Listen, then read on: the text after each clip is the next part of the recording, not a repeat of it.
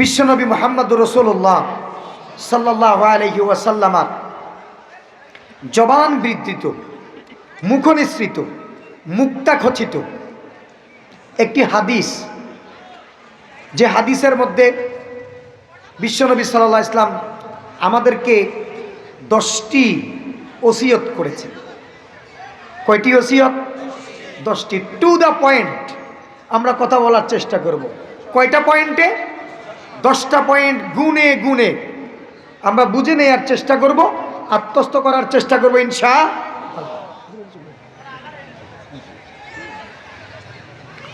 এবং আমরা যে হাদিসখানা বর্ণনা করব, বলবো, ইমাম আহমদ এই হাদিস বর্ণনা করেছেন। এবং আমাদের পরিচিত যেই হাদিসের গ্রন্থ প্রত্যেকের মুখস্থ আছে, মিশকাতুল মাসাবিহ, মিশকাতুল মাসাবিহ, যেখানে সিহাসিত্তা থেকে বাছাইকৃত হাদিসগুলোকে মুসান্নিফ এই কিতাবের ভিতরে কি করেছেন? সংকলন করেছেন। সেই মিশকাতুল মাসাবি মূল কিতাবের 54 নম্বর হাদিস। কত নাম্বার? 54 নম্বর হাদিস আমরা ইনশাআল্লাহ তিলাওয়াত করব, শুনব এবং টু দ্য পয়েন্ট কিছু কথা বলার চেষ্টা করব ইনশাআল্লাহ।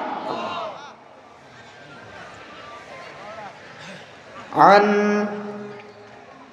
معاذ رضي الله تعالى عنه قال أوصاني رسول الله صلى الله عليه وسلم ب10 كلمات قال لا تشرك بالله شيئا إن قطعت وحركت ولا تعوقن والديك وإن أمرك أن تخرج من أهلك ومالك ولا تتركن صلاة مكتوبة متعمدا فإنه من ترك صلاة مكتوبة متعمدا فقد برئت منه ذمة الله ولا تشربن خمرا فإنه رأس كل فاحشة وإياك والمعصية فإن بالمعصية حل سخط الله وإياك والفرار من الزحف وإن هلك الناس وإذا أصابك الناس موت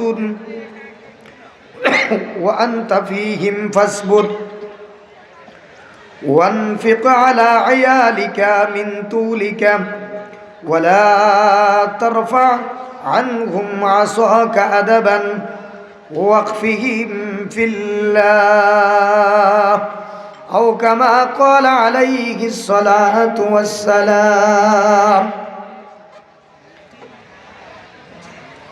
হাদিসের বর্ণনাকারী রাবি, যিনি হাদিস বর্ণনা করছেন, প্রখ্যাত রাবি, জল্লুল কদর সাহাবী, নাম হযরতে মুআজ রাদিয়াল্লাহু তাআলা আনহু। সাহাবায়ে কেরামের নাম শুনলে কি পড়তে হয়? রাদিয়াল্লাহু তাআলা আনহু। কারণ সাহাবায়ে কেরামের প্রশংসা করেছেন স্বয়ং আল্লাহ। কে? আল্লাহ।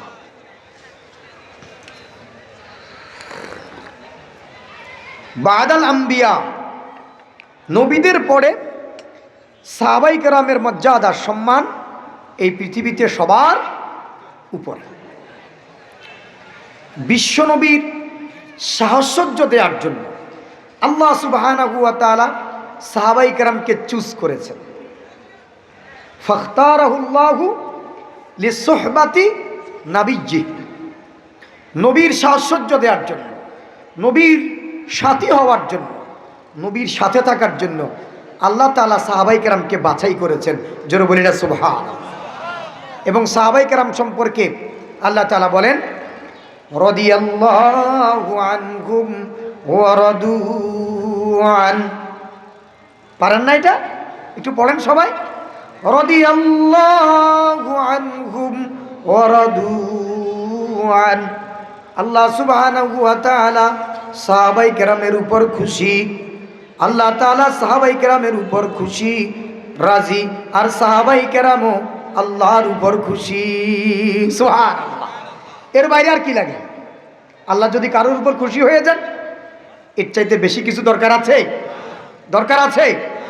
আল্লাহ তাআলা আরো চমৎকারভাবে সুন্দরভাবে কোরআনুল কারীমের 28 পারা সূরাতুত তাহরিমে সাহাবায়ে কেরামের প্রশংসা করে এভাবে আয়াত নাজিল করেন, ইয়াউমা লা ইউখজিল্লাহুন নাবিয়্যা ওয়াল্লাযীনা আমানু মা'আহু নূরুহুম ইয়াসআ বাইনা আইদিহিম ওয়া বিআইমানিহিম يقولون ربنا أتمم لنا نورنا واغفر لنا إنك على كل شيء قدير. الله أكبر. يوم لا يخزي الله النبي والذين آمنوا معه. আল্লাহ সুবহানাহু ওয়া তাআলা এবং আল্লাহ সুবহানাহু ওয়া তাআলার হাবিব বিশ্বনবী এবং তার সাথী যারা কিয়ামতের দিন হাসরের ময়দানে তাদের কোনো ভয় নাই, তাদের কোনো চিন্তা নাই। জোরে বলি না সুবহানাল্লাহ। কার চিন্তা নাই? নবীরও চিন্তা নাই, সাহাবায়ে কেরামেরও চিন্তা নাই। কারণ কি? তাফসিরে আছে হাসরের মাঠ অন্ধকার। হাসরের মাঠটা কি? অন্ধকার। এই অন্ধকারের মধ্যে জান্নাতে যাওয়ার জন্য ইয়াসআ নূরুহুম বাইনা আইদিহিম ওয়া বিআইমানিহিম, তাদের সামনে এবং ডান দিকে আল্লাহ তাআলা স্বয়ং নূরের ব্যবস্থা করবেন, টর্চ লাইট মারবেন। জোরে বলি না সুবহানাল্লাহ। গ্রাম্য কথা, আমি সবসময় এই কথা এভাবে বলি, মেয়ে এসছে বাবার বাড়িতে বেড়ানোর জন্য, আব্বা অসুস্থ, সন্ধ্যা হয়ে গেছে, আব্বাকে ওষুধপত্র খাইয়ে দিয়ে খাবার দাবার শেষ করে মেয়ে চলে যাবেন, আব্বা আমি যাই। আব্বা বলেন এই অন্ধকারে তুমি কিভাবে যাবে, একটু দাঁড়াও। তো আব্বা টর্চ লাইট একটা নিছে, কালো ম্যাগনেট লাইট আছে না, এটা একটা নিয়ে বাড়ির সামনে এসে পাশের বাড়িতে মেয়ে বিয়ে দিছে। তো এমনি করে আব্বা টর্চ লাইট মারছে, বলছে আব্বার এই টর্চ লাইটের আলোয় সামনে সামনে হাঁটি, তুমি তোমার বাড়িতে পৌঁছে যাও। আর কোনো কষ্ট আছে? অন্ধকারে কোনো কষ্ট আছে না। দুনিয়ার আব্বা তার মেয়েকে এতটুকু সহযোগিতা করলে মেয়ে খুশি নারাজ? নারাজ, খুশি। আল্লাহ সুবহানাহু ওয়া তাআলা সাহাবায়ে কেরামের সামনের দিকে আর ডান দিকে টর্চ লাইট মেরে আল্লাহ বলবেন কোনো চিন্তা নাই, আজকে কোনো আশঙ্কা নাই, নো চিন্তা, সরাসরি আমার এই নূরের চমকের মধ্যে হেঁটে হেঁটে জান্নাতে চলে যাও। সুবহানাল্লাহ। যেন সাহাবায়ে কেরামের নাম শুনলে পড়তে হয় কি? রাদিয়াল্লাহু তাআলা আনহু। আমরা বলবো তো ইনশাআল্লাহ। হাদিস বর্ণনা করছেন আল্লাহর নবীর এক এক সাহাবী, যাদেরকে নবী বলেছেন as-সাহাবী কান-নুজুম, আমার এক একজন সাহাবী এক একটি তারকা। এক এক সাহাবী এক একটি কি? তারকা। তারকাটা আল্লাহ সুবহানাহু ওয়া তাআলা কেন দেন? আল্লাহ তাআলা কোরআন কারীমের আরেক জায়গায় বলেন, ওয়া বিন নাজমি হুম ইয়াহতাদুন। গভীর সমুদ্রে নাবিকরা যখন শিপ জাহাজ চালায় তখন তারা তাদের দিক ঠিক করে কি দেখে? একটু জোরে বলি না, কি দেখে? তারকা দেখে। বিমানের রুট ঠিক করে কি দিয়ে? তারকা দেখে। তাহলে তারকার দরকার আছে না নাই?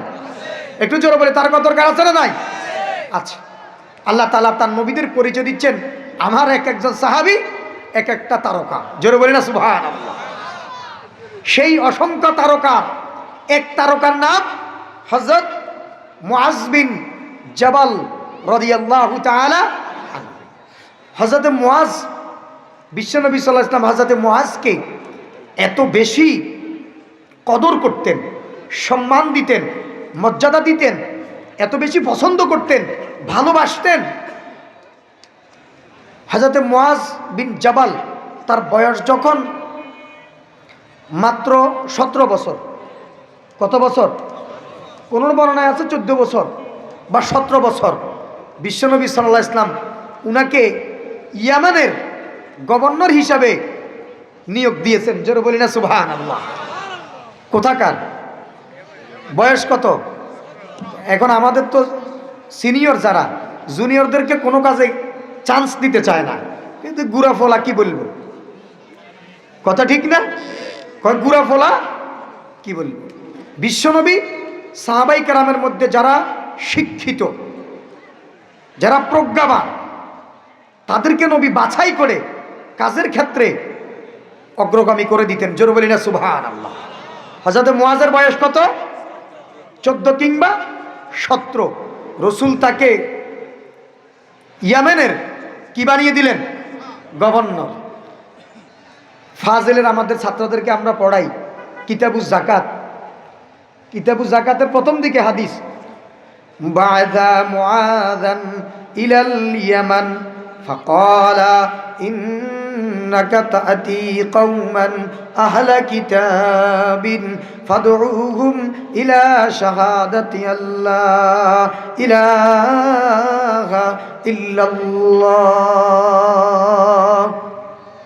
হযরত মুআজকে রাসূল বলেন, মুআজ, আমি তোমাকে ইয়ামানের গভর্নর বানাচ্ছি, তুমি যাও, সেখানে যাও।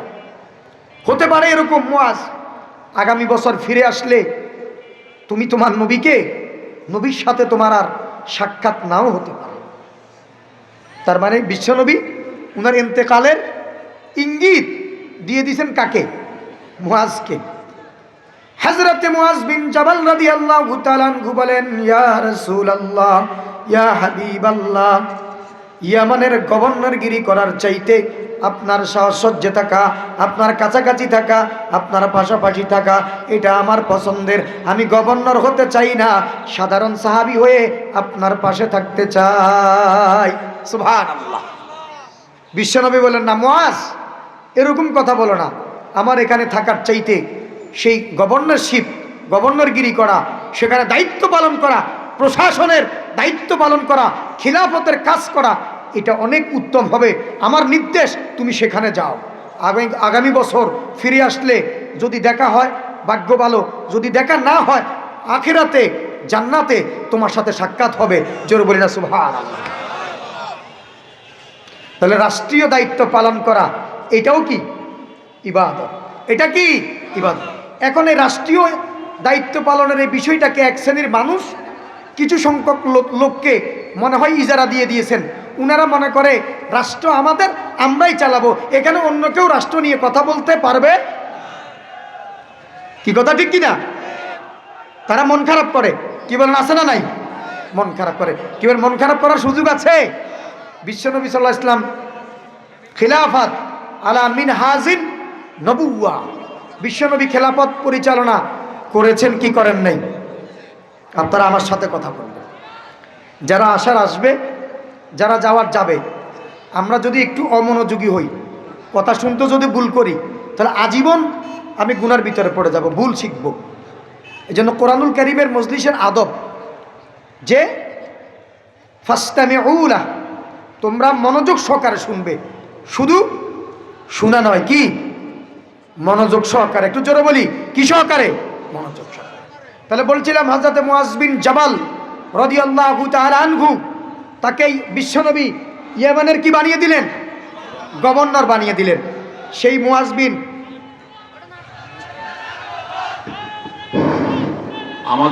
আমাদের মঞ্চে উপস্থিত হয়েছেন আমাদের চাঁদিয়া চৌধুরীপুর জামে মসজিদের সম্মানিত সভাপতি, আজকের এই মাহফিলের সভাপতি আমাদের শামসুলক এম কম সাহেব আমাদের মাঝে এসে উপস্থিত হয়েছেন। মঞ্চে আসার জন্য ওনাকে অনুরোধ করছি। আমাদের আজকের সভা প্রধান অতিথি, আজকের মাহফিলের প্রধান অতিথি, আপনাদের সুপরিচিত এবং বিশেষ করে সোনাগাজী সুপরিচিত ডাক্তার নুরুল্লাহ ভাই আমাদের মাঝে এসে উপস্থিত হয়েছেন। ওনাকে মঞ্চে আসার জন্য অনুরোধ করছি। ইতিমধ্যে প্রধান মেহমানও চলে এসেছে, আলহামদুলিল্লাহ। মিছিল হচ্ছে, মনে প্রধান মেহমানই আসছে সম্ভবত। জি, যাই হোক, ইনশাআল্লাহ খুব সুন্দরভাবে আমরা বয়ান শুনবো এবং কবরবাসীর জন্য দোয়া করব, আমাদের নিজেদের জন্য দোয়া করব এই মাহফিল থেকে ইনশাআল্লাহ। আমাদের মাঝে উপস্থিত হয়েছেন মাহফিলের সভাপতি, অত্র মসজিদের সভাপতি শামসুল হক এম সাহেব, এবং আজকের এই মাহফিলের প্রধান অতিথি, বিশেষ করে বলবো গরিবের বন্ধু ডাক্তার চরসান্দিয়ার গৌরব জনাব ডাক্তার নুরুল্লাহ সাহেব।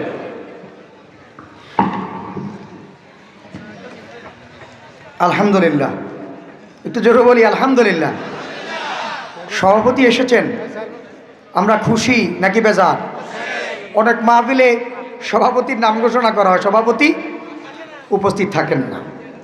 আমাদের প্রধান মেহমান, আমাদের প্রিয়, সকলের প্রিয় জনাব আলহাজ ডাক্তার মোহাম্মদ নুরুল্লাহ সাহেব স্টেজ অলঙ্কিত করেছেন। আমরা আয়োজনের পক্ষ থেকে অভিনন্দন, অভিবাদন, মোবারকবাদ জানাচ্ছি। আল্লাহ আমাদের আগমনকে কবুল করুক, সকলে বলে আমিন। তো আমরা অল্প সময়ের মধ্যে আলোচনা শেষ করবো ইনশাআল্লাহ। ইনশাআল্লাহ আমরা শুনছিলাম বিশ্বনবী মুহাম্মদুর রাসূলুল্লাহ সাল্লাল্লাহু আলাইহি ওয়াসাল্লামের প্রিয় সাহাবীর নাম কি বলেছি মনে আছে? হযরত মুআজ বিন জাবাল। একটু জোরে বলি, মুআজ বিন জাবাল। এখন আশ্চর্যের বিষয় হলো, আমাদের মুসলমান ভাইয়েরা, মুসলমান যুবকেরা, তাদেরকে যদি জিজ্ঞেস করা হয় পাকিস্তানের ক্রিকেট প্লেয়ার, তাদের নাম অনায়াসে বলতে পারে। আর্জেন্টিনার ফুটবল প্লেয়ারের নাম বলতে পারে। অনেক দেশের নামি দামি প্লেয়ারের নাম, তারকার নাম, নায়ক নায়িকার নাম, গায়ক গায়িকার নাম মুখস্থ বলতে পারে। ছোট্ট ছোট্ট শিশু কিশোর যারা, তারাও বলতে পারে। কিন্তু 10 জন সাহাবীর নাম যদি বলা হয়, জিজ্ঞেস করা হয়, 10 জন সাহাবীর নাম বলতে পারে না। কথা ঠিক কিনা? আমরা আজকে যেই সাহাবীর রেওয়ায়াত, যিনি হাদিস বর্ণনা করেছেন বিশ্বনবী থেকে, সাহাবীর নাম কি বলেছি? হযরতে মুআজ রাদিয়াল্লাহু তাআলা, যাকে বিশ্বনবী সাল্লাল্লাহু আলাইহি ওয়াসাল্লামের প্রাইভেট সেক্রেটারিও বলা হতো। আল্লাহর হাবিব সাল্লাল্লাহু আলাইহি ওয়াসাল্লাম উনার জ্ঞানের কারণে, যোগ্যতার কারণে, মেধার কারণে মাত্র 14 কিংবা 17 বছর বয়সে ইয়েমেনের কি বানিয়ে দিয়েছেন? গভর্নর বানিয়ে দিয়েছেন। তো বিশ্বনবী সাল্লাল্লাহু আলাইহি ওয়াসাল্লাম একান্ত কিছু কথা ভিতর থেকে, মন থেকে, দিল থেকে কিছু কথা হযরতে মুআজকে মাঝে মধ্যে ডেকে নসিহত করতেন, উপদেশ দিতেন। কি বলেন? ওস্তাদ যাকে পছন্দ করে, ভালোবাসে, তাকে কিছু আলাদা নসিহত করে কি করে না? করে। এরকম বিশ্বনবী সাল্লাল্লাহু আলাইহি ওয়াসাল্লাম হযরতে মুআজকে 10টি নসিহত করেছেন। কয়টি নসিহত? তাহলে আমরা নসিহত শুনবো, কথা শুনবো সরাসরি কার? মুহাম্মদুর রাসূলুল্লাহ সাল্লাল্লাহু আলাইহি ওয়াসাল্লামের। যেই কথাগুলো আল্লাহর নবী বলেছেন কাকে? তার সাহাবী হযরতে মুআজ বিন জাবালকে। তো নবীর কথাগুলো মুআজ বিন জাবালকে বলার মানে হলো, উনার মাধ্যমে অনাগত উম্মত, কিয়ামত পর্যন্ত যত উম্মত পৃথিবীতে আসবে, সকলের জন্য এই ওসিয়তটা বিশ্বনবীর পক্ষ থেকে। কথা ঠিক নাকি বেঠিক? বিশ্বনবী হযরতে মুআজকে ওসিয়ত করেছেন, নসিহত করেছেন কয়টি? 10টি। একটু জোরে বলি কয়টি? আবার বলি কয়টি? 10টি। 1 নাম্বার নসিহত, লা তুশরিক বিল্লাহি শাইআন ইন কুতিতা আও হুররিকতা। হযরতে মুআজ বিন জাবালকে বিশ্বনবী 10টি নসিহত করেছেন। প্রথম নাম্বার ওসিয়ত হলো, ওগো মুআজ, কখনো আল্লাহর সাথে শরীক করবে না, শিরিক করবে না। ইন কুতিতা আও হুররিকতা, যদি তোমাকে কেটে টুকরো টুকরো করা হয়, অথবা তোমাকে জ্বালিয়ে পুড়িয়ে যদি ভস্ম করে দেয়া হয়, ছাই ছাই করে দেয়া হয়, অঙ্গার বানিয়ে দেয়া হয়, তারপরেও কখনো আল্লাহর সাথে শিরিক করবে না। কথা কি বুঝতে পেরেছি? 1 নাম্বার নসিহত। বিশ্বনবী হযরতে মুআজকে বলেন, মুআজ, কখনো আল্লাহর সাথে কি শিরিক করবে না। যদি তোমাকে কেটে টুকরো টুকরো করা হয়, হত্যা করা হয়, কতল করা হয়, ফাঁসিতে ঝুলানো হয়, অথবা পুড়িয়ে ছাই ছাই করে দেওয়া হয়, এরপরেও আল্লাহর সাথে কখনো কি করবে না? শিরিক করবে না। সম্মানিত উপস্থিতি, আমি আপনাদেরকে একটি আলোচনার একটা চুম্বক অংশ শোনাতে চাই। বিশ্বনবী সাল্লাল্লাহু আলাইহি ইসলামের বক্তব্য ঠিক এরকম। আমার উস্তাদ গতকাল তিনি উমরা শেষ করে এসেছেন মসজিদে বেলাল, হেরেমের শরিকা মক্কায় মসজিদে বেলালে আল্লাহ সুবহানাহু ওয়া তাআলা আমাদের যাওয়ার সুযোগ করে দিয়েছেন। তো সেখান থেকে উম্মুল কোরা বিশ্ববিদ্যালয়ের একজন স্কলারের কিছু আলোচনার টপিক আমি নিয়ে এসেছি। একেবারে প্রায় 14 বা 15টা টপিক আমি নিয়ে এসে এগুলোর বাংলা অনুবাদ করেছি। একটা বিষয়ের আলোচনা ছিল শিরক।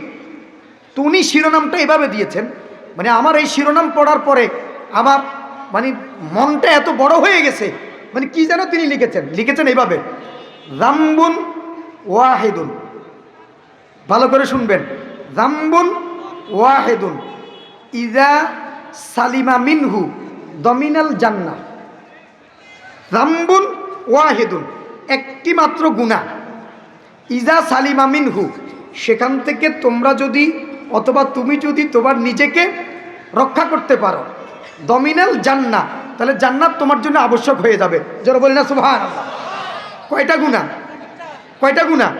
একটা। আমি তো মানে অধীর আগ্রহ নিয়ে, খুব আগ্রহ নিয়ে মানে পড়া শুরু করেছি ওই গুনাহটা কোনটা, যে একটা গুনাহ থেকে নিজেকে সেভ করতে পারলে যে জান্নাত ওয়াজিব হয়ে যাবে, জান্নাত আবশ্যক হয়ে যাবে। কি বলেন আমার শ্রোতামণ্ডলী, আপনারা কি সেই গুনাহটার নাম শুনতে চান? যেই গুনাহটা থেকে, একটা গুনাহ থেকে নিজেকে বাঁচাতে পারলে জান্নাত পাওয়া যাবে, সেই গুনাহটা কি আমি বলবো? ওই গুনাহটার নাম হচ্ছে শিরক। গুনাহটার নাম কি? একটু জোরে বলি, গুনাহটার নাম কি? শিরক। এখন এই শিরক, এটা বুঝলে তারপরে তো শিরক থেকে কি বাঁচা যাবে। শিরক যে করে তাকে বলে মুশরিক, তাকে বলে কি? মুশরিক। আর শিরকটা কি? শিরক হচ্ছে মহান আল্লাহ সুবহানাহু ওয়া তাআলার জাত, সিফাত, কুদরত, ইখতিয়ার। আমি 4টা শব্দ বলছি।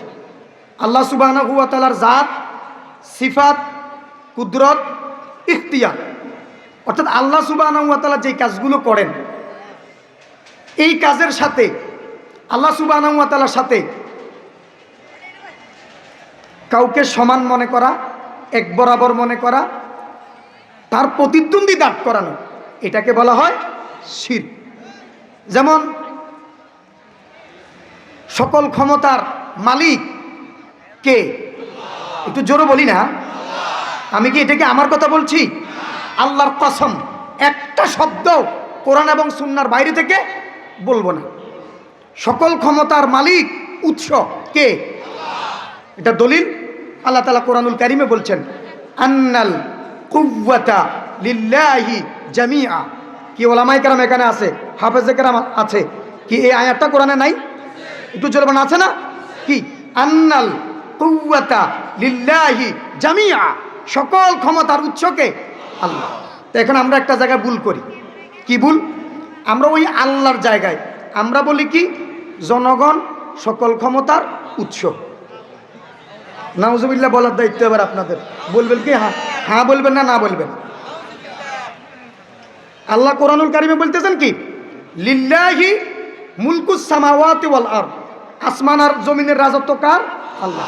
লিল্লাহি মাফিস সামাওয়াতি ওয়া মাফিল আরদ কুলিল্লাহুম্মা মালিকাল মুলক। এই বক্তব্যগুলো দ্বারা প্রমাণ হয় ক্ষমতার মালিককে। আমরা বলি জনগণ সকল ক্ষমতার উৎস। তাহলে জনগণকে কাজ জায়গায় বসাইছি, তাহলে আল্লাহ সমান বললাম না? শিরিক মনে এখনো হয় নাই। তাহলে ঈমান ভাঙার জন্য প্রথম যে কাজটা, শিরক করার সাথে সাথে ঈমান ভেঙে যায়। শিরিক করার সাথে সাথে কি? ঈমান ভেঙে যায়। এখন শিরিক করে বান্দারা, শিরিকও করে আবার নামাজ পড়ে, শিরক করে রোজা রাখে, শিরক করে বাইতুল্লাহতে যায়, হজ করে, শিরক করে যাকাত দেয়।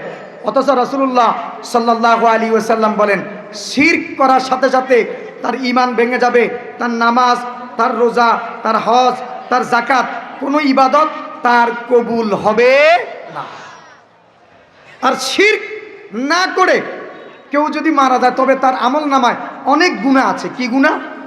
যেমন চুরি, ডাকাতি, জেনা, বেবিচার, আরো আরো আরো আরো ইত্যাদি ইত্যাদি অনেক গুনাহ। তো এক সাহাবী দাঁড়িয়ে জিজ্ঞেস করেন, ইয়া রাসূলুল্লাহ, ইন সারাকা ওয়া ইন জানা ওয়া ইন শারিবাল খামরা, যদি শিরিক করে নাই বান্দা কিন্তু সে কি করেছে? মদ খেয়েছে, জিনা করেছে, এরপরে চুরি করেছে, এই অপরাধগুলো করেছে, সে কি মাপ পেতে পারে? আল্লাহ রাসূল সাল্লাল্লাহু আলাইহি ওয়াসাল্লাম বলেন, হ্যাঁ, ওয়া ইন সারাকা ওয়া ইন জানা ওয়া ইন শারিবাল খামরা, সে যদি চুরি করে, জেনা করে, মদও খায়, তারপরেও আল্লাহ ওই গুনাহগুলো তার মাফ করবেন যদি সে শিরিক থেকে নিজেকে বাঁচাতে পারে। জোরে বলেন না সুবহানাল্লাহ। এই একটা অপরাধ শিরক। আল্লাহ সুবহানাহু ওয়া তাআলার হাবিব তিনি হযরত মুআজকে উপদেশ দিয়েছেন কি? মুআজ, তোমাকে যদি কেটে হত্যা করা হয়, টুকরো টুকরো করা হয়, অথবা তোমাকে যদি ফাঁসিতে ঝুলানো হয়, অথবা তোমাকে যদি জ্বালিয়ে পুড়িয়ে ভস্ম করে দেওয়া হয়, এরপরেও তুমি কি করবে না? শিরিক করবে না। কি আমরা কি এই পয়েন্টটা বুঝেছি? আল্লাহ রসুল মুআজকে যে উপদেশ দিয়েছেন, প্রথম নাম্বার পয়েন্ট কি? শিরক করা যাবে না। আল্লাহ সুবহানাহু ওয়া তাআলা আমাদের সকলকে শিরক থেকে বাঁচার তৌফিক দান করুন। সকলে বলে আমিন আমিন। 2 নাম্বার, ওয়ালা তাউকান্না ওয়ালিদাইক ওয়া ইন আমারাকা আন তাখরুজা মিন মালিকা মিন আহলিকা ওয়া মালিক। 2 নাম্বার, বিশ্বনবী মুহাম্মদুর রাসূলুল্লাহ সাল্লাল্লাহু আলাইহি ওয়াসাল্লাম হযরত মুআজকে ওসিয়ত করেন, ও মুআজ, কখনো তুমি তোমার পিতামাতার অবাধ্য হবে না। কি হবে না? 2 নাম্বার, কখনো তুমি তোমার পিতামাতার অবাধ্য হবে না। ওয়া ইন আমারাকা আন তাখরুজা মিন আহলিকা ওয়া মালিকা, পিতামাতা যদি তোমাকে ঘর থেকে বের করে দেয়, বাড়ি থেকে বের করে দেয়, ত্যায্যও যদি করে দেয়, তারপরেও পিতামাতার সাথে কখনো খারাপ আচরণ করবে না, পিতামাতার অবাধ্য হবে না। কি কথা কি বোঝা গেছে? বোঝা গেছে কি? পিতামাতার অবাধ্য হওয়া যাবে না। আল্লাহ সুবহানাহু ওয়া তাআলা কোরআনুল কারীমে তার অধিকার বর্ণনার পরে পিতামাতার অধিকারের কথা বলেছেন। জোরে বলি না সুবহানাল্লাহ। এখন এই পিতামাতার অধিকার সম্পর্কে আমরা অনেকেই ওয়াজ শুনি, আলোচনা শুনি, ওয়াজ শুনতে পছন্দ করি, অমুক হুজুর খুব ভালো, অমুকের আলোচনা ভালো, কিন্তু উনারা যে কথাগুলো বলেন বাড়িতে গিয়ে সেটা কি করতে পারি না? আমল করতে পারি না। আমরা আলোচনা ভালো শুনি কিন্তু পিতামাতার সাথে ভালো আচরণটা করতে পারি না, সম্মানসূচক আচরণটা আমরা করতে পারি না।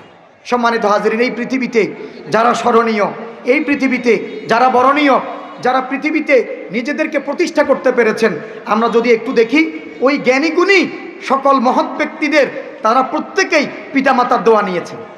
কার দোয়া নিয়েছেন? পিতামাতার দোয়া নিয়েছেন। নাকি কোনো সন্দেহ আছে? সন্দেহ আছে?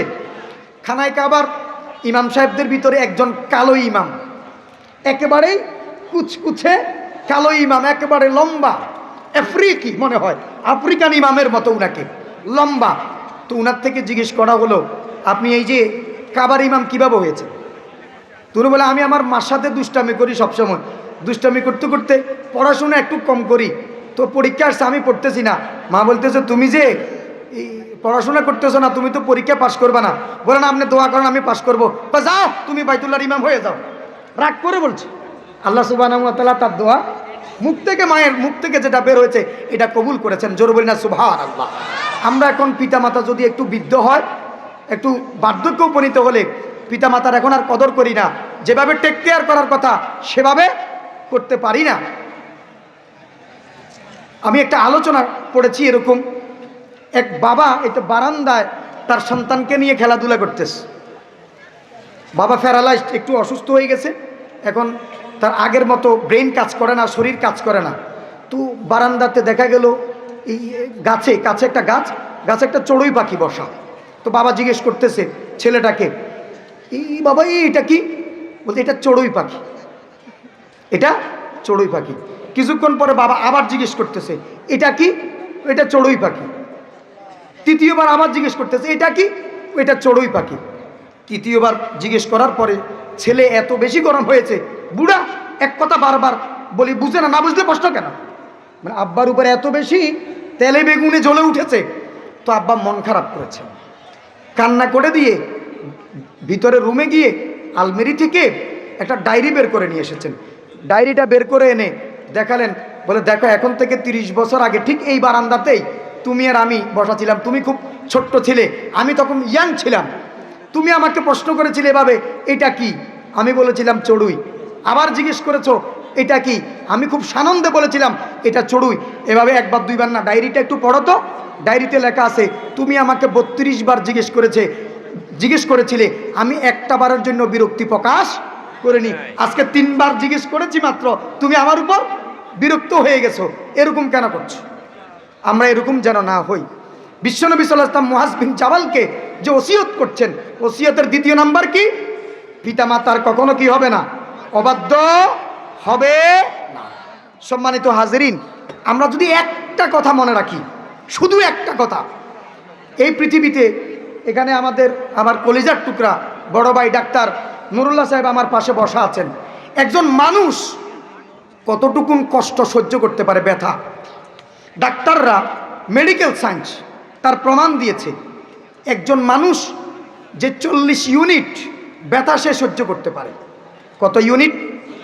40 ইউনিটটা কি? 40 ইউনিট হচ্ছে শরীরের 20টা হাড়। কয়টা হাড়? 20টা হাড়কে একসাথে যদি ভেঙে গুঁড়ো গুঁড়ো করে দেয়া হয়, ব্যথাটা কিরকম হবে? কয় জায়গার হাড় বলছি? কয় জায়গার? 20টা হাড় ভেঙে গুঁড়ো গুঁড়ো করে দিলে যেই ব্যথা, এই সবগুলো 20টা হাড়ের ব্যথা একত্রিত করলে এটা হবে 40 ইউনিট। এটা হবে কি? 40 ইউনিট। আর মা সন্তান ডেলিভারির সময় যে পেইন, যে বেদনা তিনি সহ্য করেন, সেটা হচ্ছে 50 থেকে 56 ইউনিট কষ্ট। জোরে বলি না সুবহানাল্লাহ। এই মার সামনে মাথা ঝাঁকুনি দিয়ে কিভাবে রক্ত চোখ বড় করে আমরা কথা বলি, এটা কথা বলাটা কখনো জায়েজ হবে না। কপাল পুড়ে যাবে। আজকে এই বিশাল আয়োজনের আমার শ্রোতামণ্ডলীর কাছে আমি করজোরে মিনতি করব, আমি আমার কথা বলছি না, আমার নবী যেই কথাটা বলেছেন মুআজ বিন জাবালকে, সে কথাটাই আমি আপনাদের শোনাচ্ছি যে ওয়ালা তাউখান্না ওয়ালিদাইক, কখনো পিতামাতা কি হবে না? অবাধ্য হবে। আল্লাহ তাআলা আমাদেরকে পিতামাতার অনুগত হওয়ার তৌফিক দান করুক। সকলে বলে আমিন। পিতামাতা চলে যাওয়ার পরেও আমাদের উপর তাদের হক আছে, আছে না নাই? কি হক? হক হলো পিতামাতার জন্য দোয়া করা। কি করা? 1 নাম্বার হক দোয়া করা। আমরা দোয়া করবো তো ইনশাআল্লাহ?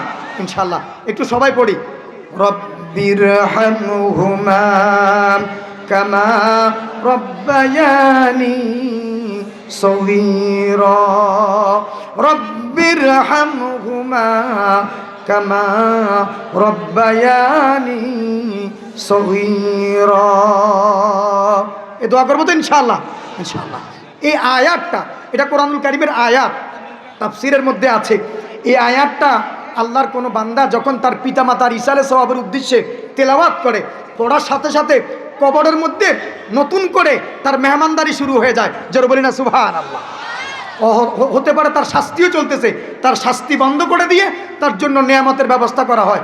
তখন তিনি জিজ্ঞেস করেন, আমার জন্য হঠাৎ করে কবরে এই নিয়ামত কোত্থেকে এসেছে? তখন কবরবাসী ফেরেশতারা বলে, এটা তোমার সন্তান তোমার জন্য পাঠিয়েছে। রব্বির হামহুমা পড়ার সাথে সাথে জান্নাতের ভিতরে, কবরের ভিতরে পিতামাতার জন্য নিয়ামতের ব্যবস্থা করে দেন কে? শুধু নিজ পিতামাতা না, পিতামাতার পিতামাতা, তার মানে দাদা দাদি, নানা নানি, সকলের জন্য এই নিয়ামত চালু হয়ে যায়। যাও, শুকরিয়া, আলহামদুলিল্লাহ। আল্লাহ সুবহানাহু ওয়া তাআলা আমাদেরকে পিতামাতার দুনিয়াতে জীবিত থাকা অবস্থায় খিদমত করার তৌফিক দান করুন, আমিন। ইন্তেকালের পরে তাদের হকগুলো আদায় করার আল্লাহ তৌফিক দান করুন, সকলে বলে আমিন। আল্লাহ তাআলা আমাদেরকে পিতামাতার অনুগত বান্দা হিসেবে কবুল করুন, সকলে বলে আমিন। তাহলে কয়টা পয়েন্ট বলেছি? 1 নাম্বার কি? আল্লাহর সাথে শিরিক করা যাবে না। 2 নাম্বার, পিতামাতার অবাধ্য হওয়া যাবে না। 3 নাম্বার, ওয়ালা তাতরুকান্না সালাতাম মাকতুবাতাম মুতাআম্মিদা, কখনো ফরজ ছাড়া ত্যাগ করবে না। কিসের কথা বললাম? মাকতুবা আই মাফরুদা, ফরজ সালাত কখনো ত্যাগ করবে না। এটা কার কথা? বিশ্বনবী মুহাম্মদ রাসূলুল্লাহ সাল্লাল্লাহু আলাইহি ওয়াসাল্লাম যে ওসিয়ত করছেন 3 নাম্বার। এখন আফসোসের বিষয় হলো আমরা সবাই ওয়াজ শুনি, যেই এশারের নামাজের আজান দেওয়া হয় যে নামাজ পড়ে আবার বসবেন, তখন দেখা যায় মসজিদও ফাঁকা, মাঠও ফাঁকা, সব মানুষ তখন কোথায়? গুলগুলা আর পেঁয়াজের দোকানে। তো এই ওয়াজ শুনে লাভ কি হলো? আমরা ওয়াজ শুনবো আমল করার জন্য, ইনশাআল্লাহ বলি ইনশাআল্লাহ। এত চমৎকার একটা ইবাদত, আমরা সবাই কিন্তু আল্লাহ সুবহানাহু ওয়া তাআলার প্রিয় হতে চাই। চাই কি চাই না? চাই। আল্লাহ তাআলা বলেন আমার প্রিয় যদি কেউ হতে চায় ওয়াসজুদ ওয়াকতারিব, সে যেন সেজদা দেয়, সেজদা দিলে সে আমার কাছাকাছি চলে আসে। জোরে বলি না সুবহানাল্লাহ। তাহলে আল্লাহর কাছাকাছি যাওয়ার জন্য, আল্লাহকে পাওয়ার জন্য, যে সালাত is the great way to intimate with almighty Allah সুবহানাহু ওয়া তাআলা। আল্লাহকে পাওয়ার জন্য সবচাইতে চমৎকার মাধ্যম হচ্ছে কি? সালাত। সেজদা দিলে কাকে পাওয়া যায়? আল্লাহকে পাওয়া যায়। জোরে বলি না সুবহানাল্লাহ। আর সালাতটা এমন এক চমৎকার, এটাকে বলি রিয়াদাতুল জিসমানি, শারীরিক কসরত, শারীরিক ব্যায়াম।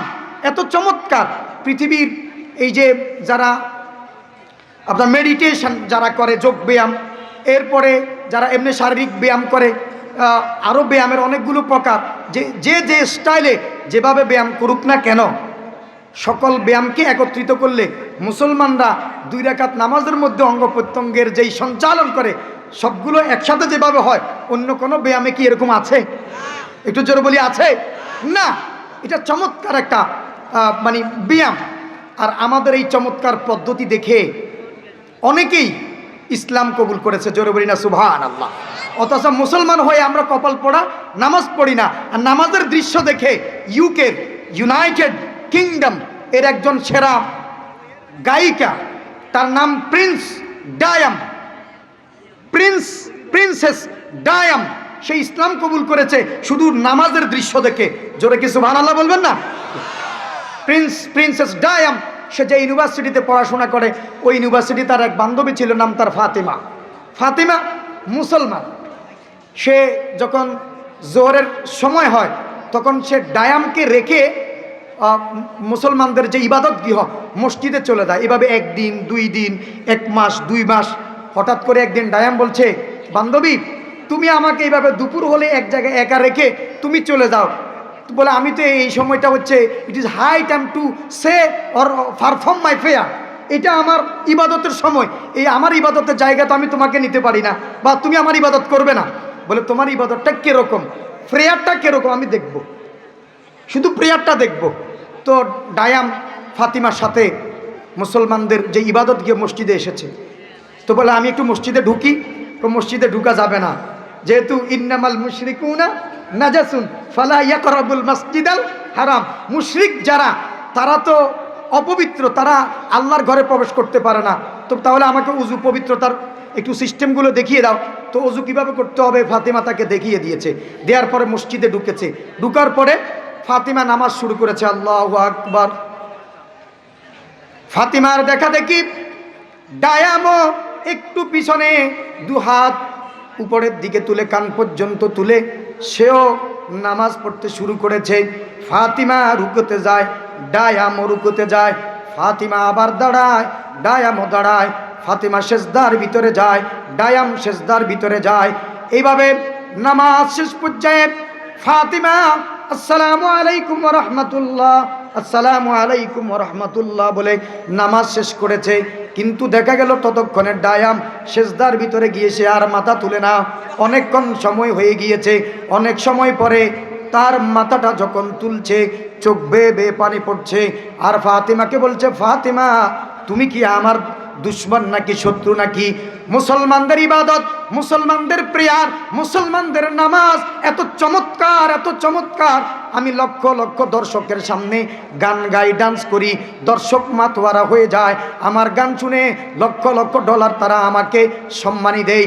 এতটুকু লক্ষ লক্ষ মানুষের সামনে গান করে আমি মেন্টালি যে স্যাটিসফ্যাকশান, আন্তরিক যে প্রশান্তি পাই না, আজকে তোমাদের তথা মুসলমানদের এই নামাজ তথা প্রেয়ার ইবাদতের ভিতরে সেজদায় গিয়ে আমি যে আন্তরিক প্রশান্তি পেয়েছি, ওই লক্ষ লক্ষ দর্শকের সামনে তাদেরকে মাতোয়ারা করার চাইতে একটা সেজদার মূল্য আমার কাছে অনেক বেশি। অতএব আমি তোমার হাতে হাত রেখে বলতে চাই, আজকে থেকে আমি ইউকেতে, ইউনাইটেড কিংডমে, যুক্তরাজ্যে আর কোনো গান গাইতে চাই না, আর কোথাও কোনো নাচতে চাই না, কোথাও কোনো অনুষ্ঠানে এভাবে কনসার্টে আমি আমার লোকদের সামনে আর নিজেকে উপস্থাপন করতে চাই না। তুমি আমাকে কালিমা পড়িয়ে মুসলমান বানিয়ে দাও। আমি পড়ছি লা ইলাহা ইল্লাল্লাহু মুহাম্মাদুর রাসূলুল্লাহ সাল্লাল্লাহু আলাইহি ওয়াসাল্লাম। তাহলে মুসলমানদের নামাজের দৃশ্য দেখে ইহুদি, খ্রিস্টান তারা কি করে? ইসলাম কবুল করে। অথচ মুসলমান সে কি করতে চায় না? নামাজ পড়তে চায় না। কপাল পোড়া। বলেন তো দেখি আমার সাথে, হাসরের মাঠে আমাদের সকলকে উপস্থিত হতে হবে কি হবে না? কারা কারা হাসরের মাঠে যাবেন না তারা হাত তুলেন। তার মানে সবাইকে যেতে হবে। এখন বলেন হাসরের মাঠের প্রথম হিসাবটা কি? তো জোরে বলি না, প্রথম হিসাব কি? আউয়ালু মা ইউহাসাবু বিহিল আবদু ইয়াউমাল কিয়ামাতিস সালাহ। আল্লাহ হাসরের দিন প্রথম কি নিবেন? নামাজের হিসাবটা নেবেন। অতএব আমরা প্রত্যেকেই নামাজ সম্পর্কে যত্নবান হব ইনশাআল্লাহ। একটু জোরে বলি ইনশাআল্লাহ। আল্লাহ কবুল করুক, তৌফিক দান করুক, সকলে বলে আমিন। এরপরে আল্লাহ সুবহানাহু ওয়া তাআলা বললেন, আল্লাহর হাবিব হযরত মুআজকে চতুর্থ নাম্বার যে ওসিয়ত করছেন, ওয়ালা তাশরাবান্না খামরান ফাইন্নাহু রাসু কুল্লি ফাহিশা। ও মুআজ বিন জাবাল, কখনো তুমি মদ পান করবে না। কি পান করবে না? মদ পান করবে না। কি বলেন? যুব সমাজের মধ্যে মাদকাসক্ত এক শ্রেণী আছে না নাই? যেই পরিবারের একজন মাদকাসক্ত, ওই পুরা পরিবারটাই শেষ। আমি এদিকে যাচ্ছি ইনশাআল্লাহ। কি কথা ঠিক না? রসুল বলেন না কখনো মাদকাসক্ত হওয়া যাবে না। যারা দুনিয়াতে শরাব পান করে, বিশ্বনবী সাল্লাল্লাহু আলাইহি সাল্লাম হাসরের দিন তিনি হাউজে কাউসারের মালিক, তিনি মাকামে মাহমুদে থাকবেন, আর উম্মতকে কি পান করাবেন? হাউজে কাউসার। কাউসার তিনি পান করাবেন। কারা কারা নবীর হাতে কাউসার পান করতে চাই? আমরা হাত তুলি। আল্লাহ তৌফিক দান করুক, সকলে বলে আমিন। তবে নবী বলছেন হাউজে কাউসারের পানি পান করার জন্য একটা সূরার আমল বলবো। বিশ্বনবী বলেছেন, যে ব্যক্তি সূরাতুল কাউসারটা, ইন্না আ'তাইনা কাল কাউসার ফাসাল্লি লিরাব্বিকা ওয়ানহার ইন্না শানিআকা হুয়াল আবতার, এটা বেশি বেশি পড়বে, আল্লাহ তাআলার হাবিবের হাতে সে কাউসারের পানি পান করতে পারবে। আল্লাহ কবুল করুক, সকলে বলে আমিন।